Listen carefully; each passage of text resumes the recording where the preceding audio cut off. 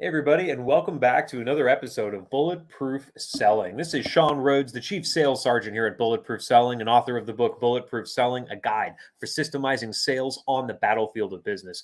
Now, here at Bulletproof Selling, we practice the same thing that I saw the highest performing troops and militaries all over the world practice, and that was not relying on hope as their strategy. So many salespeople rely on hope every single day. They hope that the prospects will call. They hope those emails will come in. They hope those referrals will happen. On the battlefield, hope doesn't bring people home. And in the wonderful battlefield of sales that we all get to operate in, if you're listening to this, you are a salesperson, you have an interest in sales, hope doesn't work there either. And so we are here each and every week to bring you the best and the brightest of people that understand what it means to build great systems into how they sell. Systems that don't exist so you have to march in lockstep, but rather the systems that free you to be more present with your prospects so that you don't have to remember all of your discovery questions from memory, so that you don't have to think, gosh, what is the next thing I'm supposed to be doing with this prospect in my sales process? Or that great objection turnaround that I learned a while back from that book, am I bringing that to bear right now? I don't want you to have to remember all that because I want you to be the very best that you can be out there in the field when you're in front of the people that you can serve as a salesperson. So on this show, we bring those people to you that think in sales systems. We've been able to bring best-selling authors, Hall of Fame speakers, salespeople that are managing big books of business, and leaders that are managing multinational sales teams. We learn something from each of them, and out of every single episode, we build a sales system with our guests that you can use out there, no matter the size of your team or the size of your goals. Now, in every single episode from day one, we've been talking about systems, how to structure them, the checklist that you need to have, how to structure pipelines, how to have great conversations in ways that don't rely on you to remember every single thing that you've ever learned from sales. Well, there's another group of people out there that build on the success of those that have come before them in order to advance their field. And those are scientists. If you're in the field of sales, you might not want to refer to yourself as a chief sales sergeant. Maybe you don't have that military background, or you're not a fan of every war movie ever made like I am. But a sales scientist, every single salesperson I've ever ran into that really took the time to look at the results they were getting, how they were structuring their deals. There wasn't just throwing stuff at the wall and hoping that it stick. There was an element of science in there because they had to form hypotheses. They had to test things. They had to go over their results, which is something that very few salespeople ever take the time to do. Yeah, I made a sale or I didn't make a sale, but do you ever ask why? That's something that scientists need to do after every single experiment they run, after every trial they run, just to see, am I on the right track? And so when I ran into today's guest, David Hoffeld, I knew this is a man that I need to have on the show because he's literally the person that wrote the book, The Science of Selling. So without further ado, because I know we're going to take up as much time as we possibly can having great sales conversations, let me welcome to the show, Mr. David Hoffeld. Sir, welcome to Bulletproof Selling. Well, thank you so much. I'm excited to be with you today.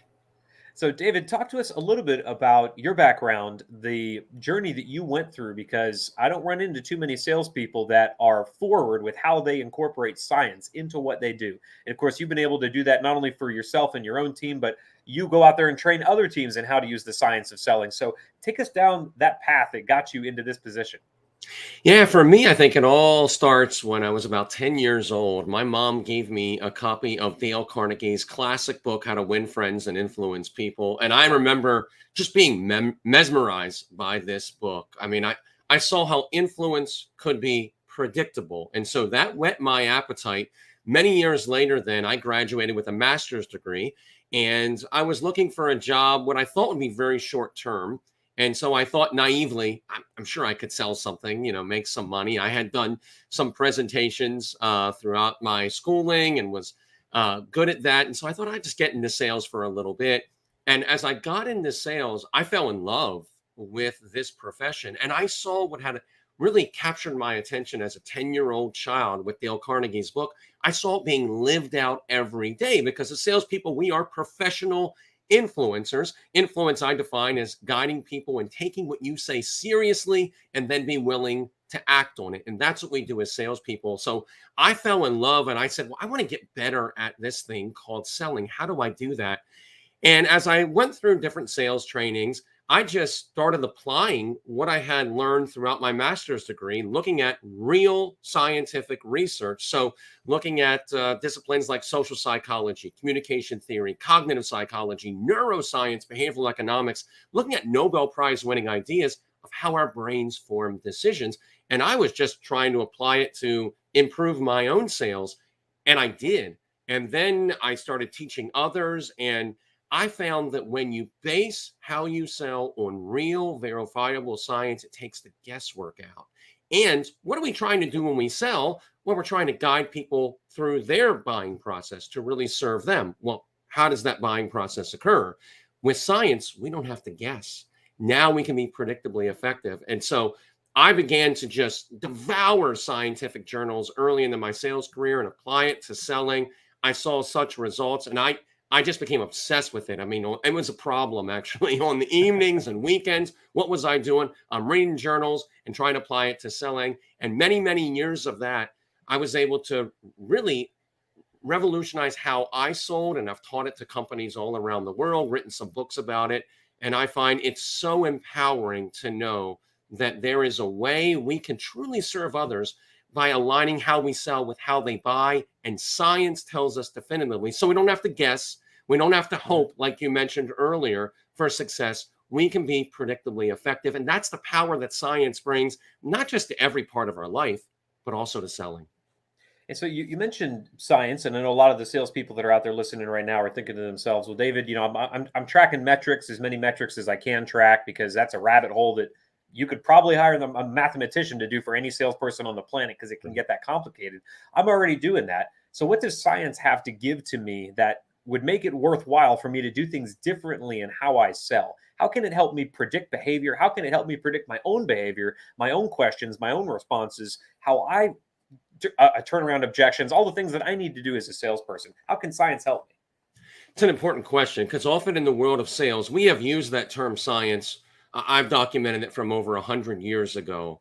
And so it's not a new idea, but normally when we refer to science, we mean sequential. So we talk about, I do this step, then this step, then this step. Normally when I'm selling, it might not be fully defined in a sales process, but we all have certain patterns we fall into.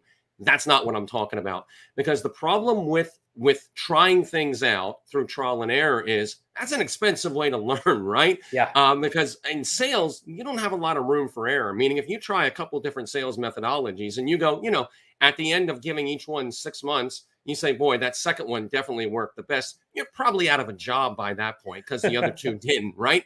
Yeah. So what science tells us, the power of science, I mean, real science. So we're looking at scientific research that predicts causality, right? So this is not sequential. This is not best practices. This is not survey data. This is hundreds, sometimes thousands of studies over decades looking at certain principles and proving them out time and time again based on how our brains work. And the empowering thing is the power of that science is that it predicts success. In other words, I don't have to hope it'll work. I don't have to try it out and see. I know that based on now decades of research, when I deploy this principle effectively or this model effectively, it works. Why does it work? Because it's based on how our brains work. It's not based on an industry. It's not based, like most sales methodologies, on market conditions that shift, like we've experienced so much all around the world in the last 3 years, right? And so it's based on how our brains work, which doesn't change. And that's what makes it so effective, is it's predictably effective. And so it gives you a huge edge over people that are relying on best practices. And let's get real. These best practices are based on best practices that are based on best practices that stem back 50, 60, 70 years. But now you and I have something better we can rely on. We can rely on actual scientific evidence that you can verify for yourself. No hope, no faith involved. It just works. And now something that I know a lot of people are going to be thinking about when you mentioned a lot about predictability. So every single sale that I've ever had, and I've tracked the results of 20,000 plus sales calls, a lot of salespeople have done much more. Every single one of those has been slightly different because I'm not dealing with an environment in stasis. I'm dealing with another human who has a whole set of issues going on in their life, a whole set of goals that they have for themselves personally and professionally. All of that's going to affect how they respond to me and probably influence their buying decision. And so we all might share a common psychology as humans, but there are so many variables out there that could get in the mix and often do. So I'm curious to know from your end then, if we're talking about science in sales and we're applying this to individuals, to people, not computer systems, because computer science, I know it's binary. I'm going to program something a certain way, and 1,000% it's always going to kick out the same number given the same input. Humans don't quite operate like that, at least not in my experience. But yet there is that common causality in how we make decisions. So I'm curious to know how you apply science to individuals that are each going to respond in a slightly different way.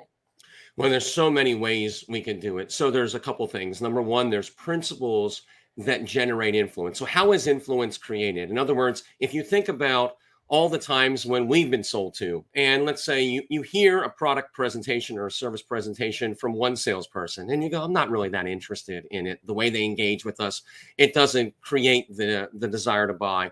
And then later on, you hear this a salesperson, different one from the same company, present the exact same thing, but in a different way. And you're like, well, that's really interesting. What caused the difference there, right? And so what science does is it helps us unpack why are some salespeople more effective than others. And what science also reveals is that though you're absolutely right, all of us have different beliefs, different perspectives, different points of view, different buying motivators, different ways we're looking at the situation we're trying to solve for when we buy. And that's all going to influence the sale. There are certain predictable steps our brains must go through to form a buying decision. And knowing that is so empowering. The problem that I have is oftentimes in the world of sales, people say, of course I want to sell the way people buy, David. I mean, that's obvious. And then the question becomes, how do people buy? And that's when the blank stares come. If you don't know how something occurs, how do you guide someone in doing that something that you don't know how it occurs? And the reality is you don't. It's messy, it's sloppy. And oftentimes people reject a salesperson's message, not because they don't need the product or service, but because of how that message is presented. And what science does, it allows us to understand how our brains form decision, how the perception of value is created. How do we uncover a potential client's needs?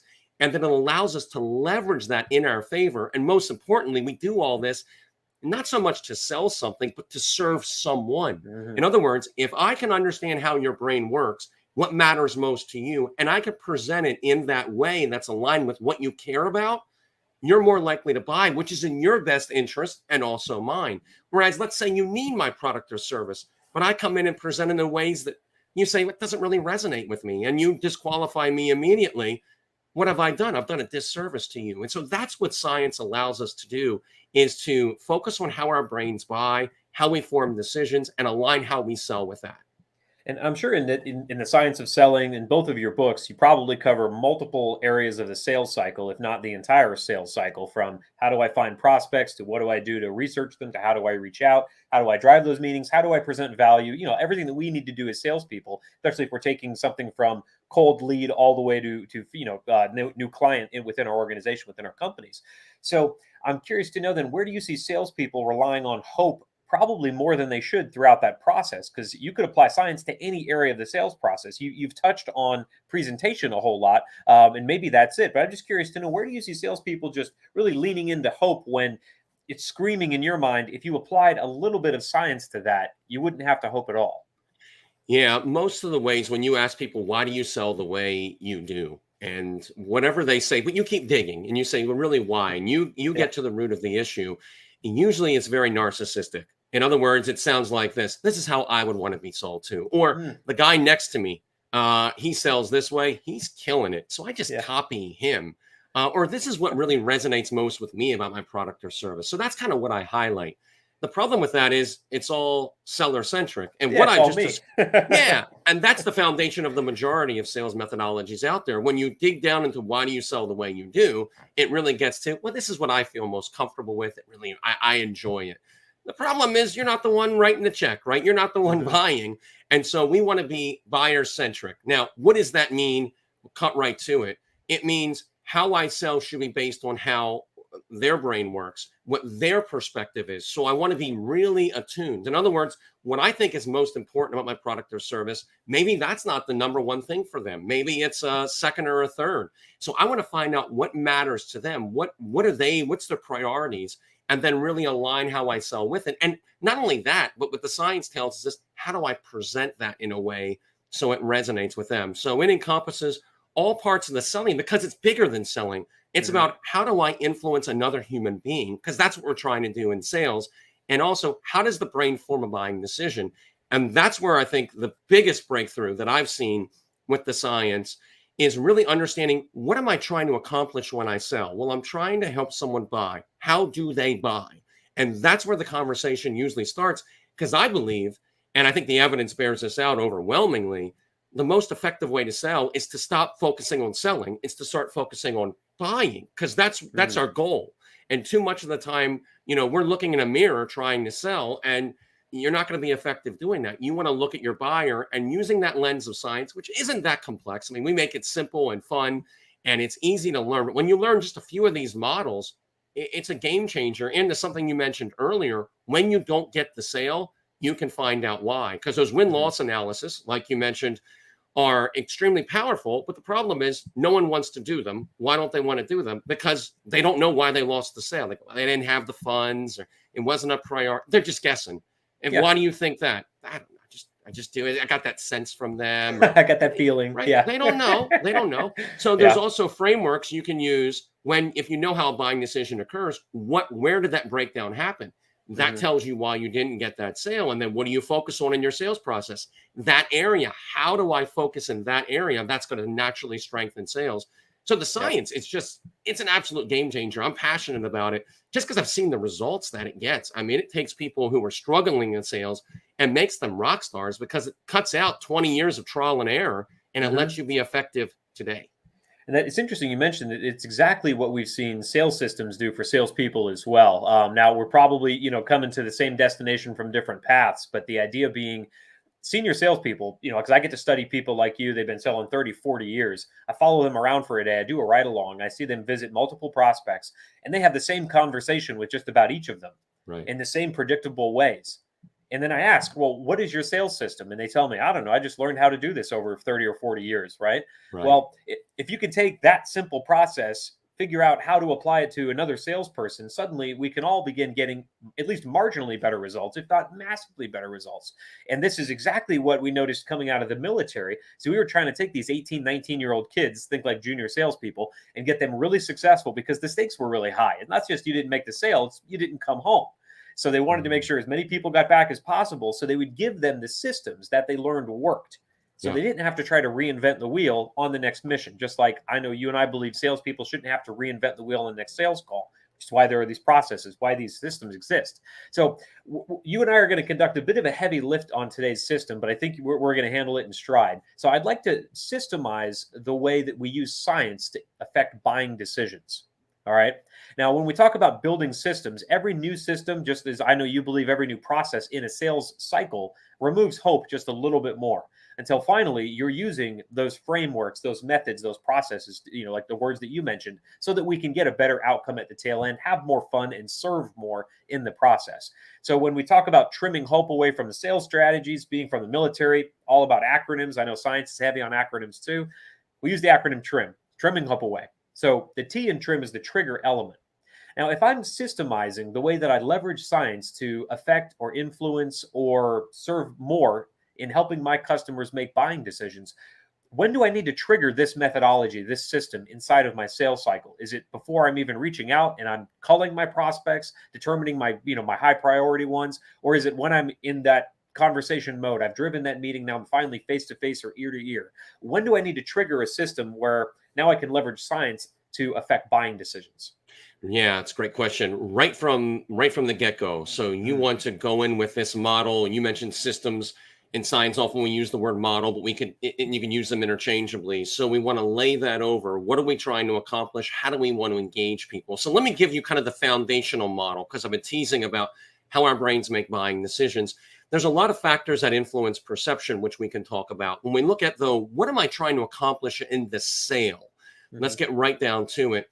Here's what the data shows, and this is based on about 70 years of research, and then about 6.5 years of research that I did as well to kind of bring it into the world of sales and make it really actionable and simple.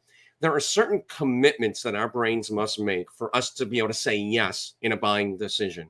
Now, we've talked about commitments in sales for forever, right? And usually they're continuations or getting buy-in to an idea. That's not what we're talking about. We're talking about certain essential commitments that are the building blocks of the sale. In other words, if one of these commitments isn't made, the sale never occurs. So what are these things? I call them the 6 whys. There are 6 questions is how we frame them, each beginning with the word why, that literally represent the mental steps our brains, my brain, your brain, everyone's brains must go through to form a buying decision. So I'll give you these in rapid fire because they answer your question about how we want to engage someone right from the get-go. Now, as I go through these, I'm going to give them in order, but they can occur in any order. The sale is messy. So sometimes people might walk in with one or two of these already committed to. Other times they might not have thought through any of them. It doesn't matter if this is a small decision or a huge decision. Huge decision, you and I might contemplate each of these for months at a time. An inconsequential decision, we might do it unconsciously, but all of these boxes must be committed to or it doesn't happen. So 6 whys, rapid fire. First is why change. This is often that foundational one, right? Especially when we're reaching out to someone, until someone at least sees the need for change or even a curiosity, and usually they're not interested in talking to us. So often when we do reach out, this is often like a cold call. We're trying to generate some new business with someone we haven't spoken to. This is often our focus. How do I address why change? Second, though, is why now? Like, why should I do this now versus wait? So I need to do something, but why not wait till after the economy calms down? Wait till after the next election. Wait till you fill in the excuse. Right. Third is why your industry solution. This one's really interesting in the research because it's almost like a silent sales assassin. People often don't see it coming because in many industries, their potential clients will not choose you or one of your direct competitors. They'll just say, you know what, let's just try to put something together ourselves. Let's see how it goes. Let's test it out. Maybe it's smaller, maybe not, it's good, but let's kind of do that as our first step. So why should they even look to your industry solution? And then fourth, why you and your company? What's interesting is those two are seen to be really linked. The perception of the salesperson spills over into the perception of the company. In other words, if you work with a salesperson and you say he or she is just not responsive and incompetent, instinctively you view the company in the same way, which is really interesting.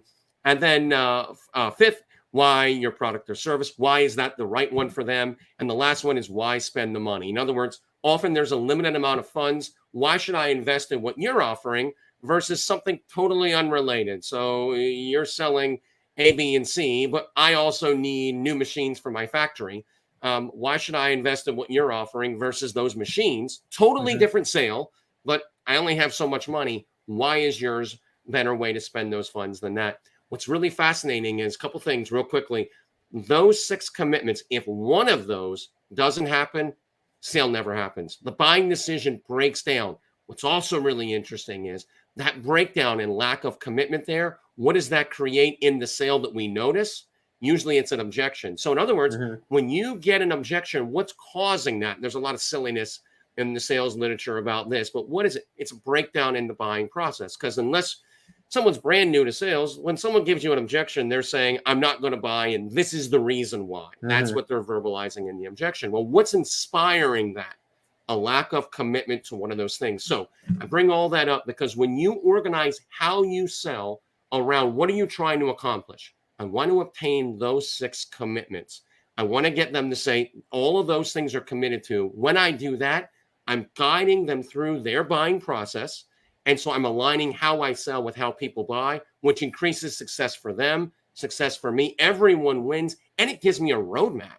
Because otherwise, what's the roadmap in selling? I don't know. I've read all the books. I don't know. Neither do you. Right? Every book has a different map. I'll tell you that. And it's all based on what? My experiences. Right. Again, not narcissistic. We go right back to it. So with this science, and the great thing about this is, if you say, well, David, prove that to me. I don't have to say, well, 20 years ago, I sold for this company. No, I can show you hundreds of scientific journals that you can read and verify on your own. So, for example, in each of my books, we have in both books, over 500 different citations to scientific journals that if the reader wants to say, I want to see how you came up with that. I want to read the research. Ooh, that's interesting, right? Absolutely, go for it. Knock yourself out. So it's verifiably effective. It's transparent. It's not, well, just trust me. It worked for me 10 years ago. It'll probably work for you. There's transparency there. That's the power of science as well. So it sounds like you've directed these 6 questions, and as a sales architect, as a sales strategist myself, I'm thinking to myself, well, I can use these a couple of different ways. One, I can look at my existing campaigns, every piece of messaging that I send out that's supposed to drive a conversation, and I can ask, does it answer one or more of those 6 whys? Because I can head off a lot of those objections out of the gate by just answering it right out of the gate ahead of time before it even comes up as an objection. In addition, I can use these during my conversations as well. And so we've gotten the trigger element pretty well handled, in that you need to be familiar with what those 6 questions might look like applied to the majority of your prospects and is applied to your industry and to what it is that you sell. But now the R in trim is making this thing repeatable. So give me a simple process that I can walk through that works for all 6 of those whys, because I just want to have a simple formula that then I can superimpose on each of those whys to help me look at what do I need to prepare ahead of time, both in my written material and in my language, so that I can make the most of this buying decision science. What do I need to do to each of those whys that would apply to all of them, 1, 2, and 3. So I'm preparing my templates, my scripts, I'm looking at all that, making sure it's answering the question. Yeah, it's a great question. So it depends a little bit on the sales context, but we can use that framework and superimpose it on any, because it's based on how our brains work, right? So one of the first things you want to do is look at the way you're selling now, whether that's a formal sales process or even informal. There's patterns you fall into when you sell. Are you actively addressing each of those whys during your sales process? Because what you're going to find is when people start doing a win-loss analysis using those whys, in other words, if they don't sell, they go, okay, which of those did I not get a commitment to? With the vast majority of salespeople that I've trained, which is tens of thousands now on this system, what they find is that there's 1 or 2 of those whys that are costing them the majority of their sales. In other words, those lost sales, they're like, okay, I'm not getting a commitment to this or this.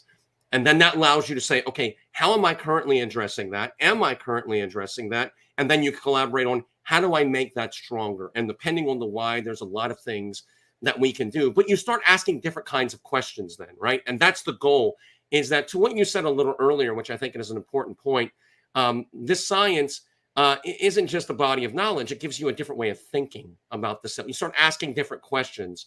And I think that's important too. So depending on where you are in the sales process, this can also influence. So let's say I'm trying to engage with a new potential client, and I notice, boy, I'm struggling with convincing them quickly about the need for change. To your point a few moments ago, maybe then in the information I send out before to set up that call, or I work with my marketing team and say, hey, can we align some messaging around why change? So I can walk in there with that, or can you give me some collateral or some new insights? Because I'm struggling with this. And you can do that throughout the entire sales process, whether it's towards the end of the sale and they're like, boy, we're getting them to the end, but that why now, right? They just want to procrastinate because of what's going on in the economy. How can we address that commitment? What can we do? And so now all of a sudden, the collaboration you have with others on your team is extremely productive, and innovation comes.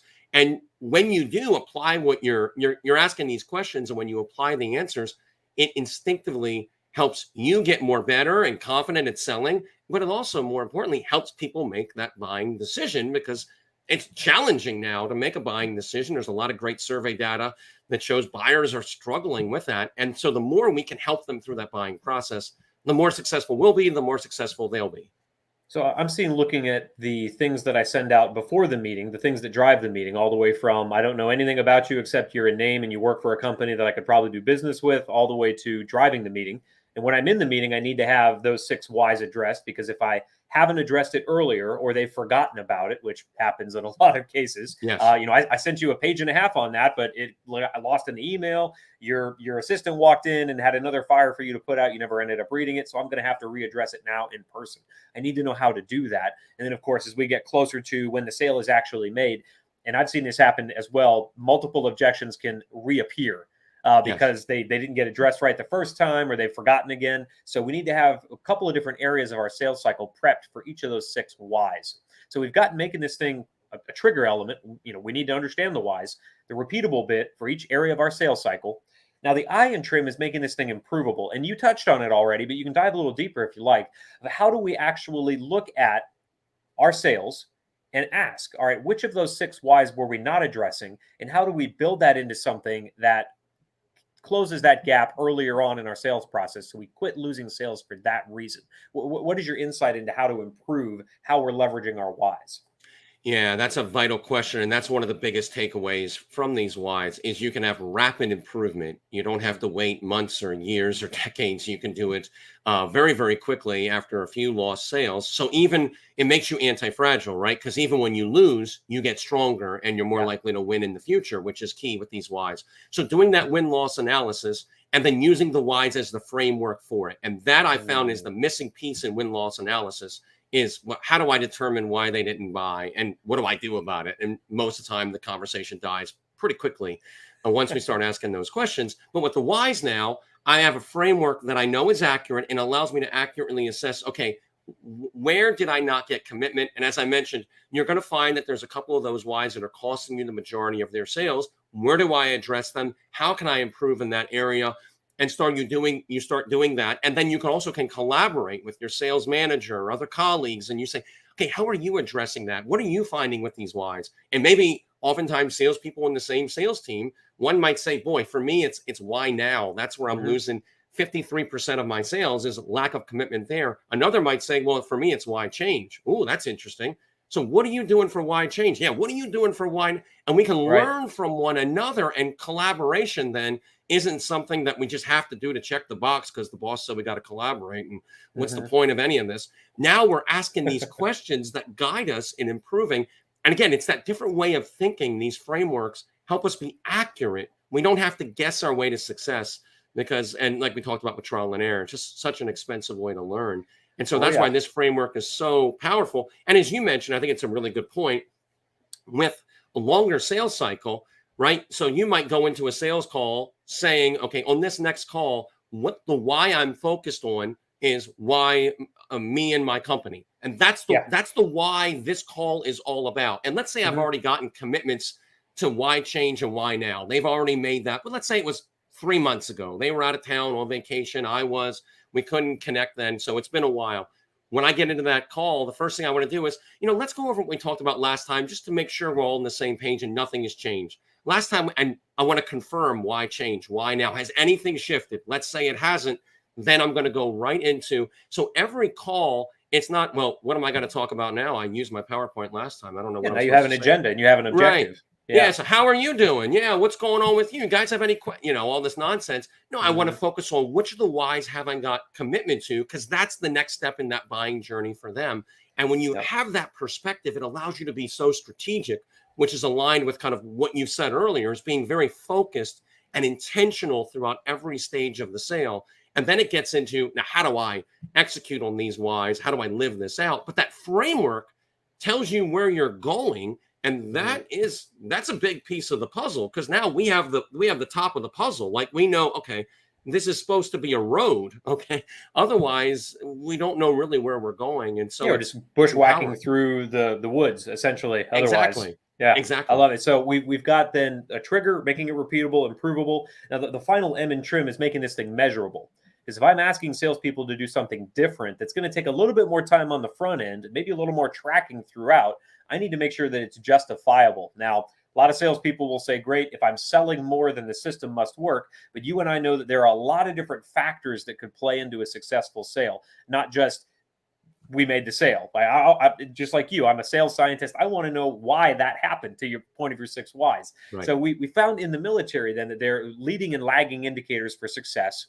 Leading indicator, did we execute the system? Did we execute it well? Because maybe we did make the sale because the system broke down. It wasn't executed. And so as you're talking about all these whys and, through a long sales cycle, I'm thinking to myself, how do I implement this? Maybe in my CRM, I'm listing out those 6 whys, making that a programmable field in each contact profile where I could fill into that specific contact or that account. Here's their whys for each of the 6. So until those boxes have been checked, I know that the likelihood of this sale closing is probably not going to be very high. With all 6, though, because I've had those conversations, whether it took 1 conversation or 12, now all of a sudden this thing's at a 99% certainty. I can almost bank the check because we've proven out through science this is probably going to close. So I'm curious to get your perspective on measuring this. Should I be measuring the amount of whys that I'm able to cover and the amount of contacts I have and something else, or should I just be looking at gross revenue or how many, conversations it took to close, pipeline velocity? What do you recommend we measure to really understand, is leveraging the science of buyer behavior really making a difference for me? That's a great question. So a couple things on that, a couple ways to look at this, and we'll get really specific, because in sales, it's all about results, right? We're not here to become, go back to college and take a psychology course, because who really cares, right? We're trying to generate results. That's the goal of all this. So the big question is, will it work? And so this is unique in that, number one, we know it will work because we have thousands of scientific studies behind us that we can verify across numerous disciplines. So we know that when we use these, they're predictably effective. Now, the question we want to measure is, are we using them effectively? Are we using them correctly? Do we need to adapt our approach? And that's an important question. So number one, I would use those 6 whys. And your suggestion was a great one. We have a lot of clients that do that, that'll integrate those 6 whys into their CRM. And that's how they judge how likely a deal is to close. And it gives them that data on, okay, where is our friction? Where are we struggling? So looking at it through that, but also your ability to obtain those commitments. In other words, let's say I'm trying to help someone in my initial contacts see a case for change, or at least get curious in that. And now that I'm intentional, I know what I'm trying to accomplish. How am I doing? I mean, are those meetings resulting in second meetings? Is there engagement there? Or am I struggling with that? Because that's going to give me that insight immediately within a number of calls. And then I can work on improving, come back again, test it out. And there's a lot of science we can leverage to go after each of these whys. But measuring the quality of the conversations, measuring how the sale advances, that should be, when you align how you sell with how people buy, sales cycles typically speed up. Why? Because there's this deep alignment. Like, the buyer has to get there anyway. It's just now you're on that same journey with them. In other words, you're not selling one way and they're trying to buy another way. Now we're completely aligned. So that should speed sales cycles up. So is that occurring? And I'm always looking for friction, right? And so is there any friction? Is there any challenge with getting those commitments? And then I want to be laser focused on that, because lack of commitment is my biggest problem when it comes to selling. And so again, it's all about these commitments. And then I'm strategizing, how can I make it even easier for them to commit? What can I do before the call, during the call, after the call? How do I set up the next commitment? I'm thinking about that sale in terms of these commitments. And of course, obviously, the number at the end of the month, quarter, and year should be going up. That's the purpose of all of this. But I know if I'm focused on leveraging this science, I have never seen an example where leveraging science did not improve sales when you're doing it correctly. It's because you're helping people through what has to happen for them to buy, which is that buying decision. And you're selling the way their brain is wired. So that makes you amazingly effective at selling, because that's what we're trying to do. And now we have a way to do it, or principles to guide us. And we've just talked about the 6 whys, but it's just that model is a game changer, because you can apply it, as you've already done on the call, in 4 or 5, 6 different ways, all of which could transform sales productions. And so when you put all that together just in this one model, it can actually transform not just one person's sales. I've seen it transform, double or triple a company's sales in a matter of months, because now they're aligning how they sell with literally how people buy. And I'm thinking that even comes down to paying attention to which of those 6 whys are advancing the sale the fastest, because every industry is going to buy differently. If we're selling to an individual or a committee, that's going to make a difference. So if I notice, if everyone in my sales team is using the 6 whys and 2 of them are just advancing sales through the pipeline like madmen, are they focusing on a different set of whys up front to gain interest, to gain that commitment? So there's a lot of different ways to take it. Yes. You and I could be here another hour and a half talking about it, I'm sure. So I want to make sure salespeople have the opportunity to go out there, start mapping their whys, actually executing on this. So how do we get deeper into your world, David? How do we find out more about your books, about the stuff you have out there online? How do we get more into the science of selling? Absolutely. You can check out our website, Hoffeld, Hoffeld group.com. There's a lot of great resources on there. You can digest and learn more about this science-backed way of selling at no cost. And then also my books, The Science of Selling, and my newest that just came out earlier this year, Sell More with Science, are available anywhere fine books are sold. Outstanding, sir. Well, for all of you out there, definitely dig into what David's doing. I intend on doing that as well. If you're a listener of this show and you believe in sales systems, you can see how this aligns perfectly. So hopefully you'll go out there and do that. Hopefully. Well, shoot, I just used that word. Now I'm going to have to go do some push-ups, David. That's what happens when we use Hope or Bulletproof Selling. We have to PT it out of ourselves. So for everybody out there watching, make sure you're checking us out on YouTube, on LinkedIn, where all of these archived conversations are housed absolutely free to you, the salesperson. And of course, if you're listening to this, you're probably doing it on Stitcher, Spotify, or iTunes. We're available anywhere that podcasts can be found. So as you're out there visiting prospects on the treadmill, getting your day ready, you're listening to good stuff about sales systems. And of course, if you're interested in those actual resources, they are all housed as well over at bulletproofselling.us. So it's been a pleasure serving the sales community alongside you, David. Let's get out there. Let's use the science of selling. Let's make selling bulletproof.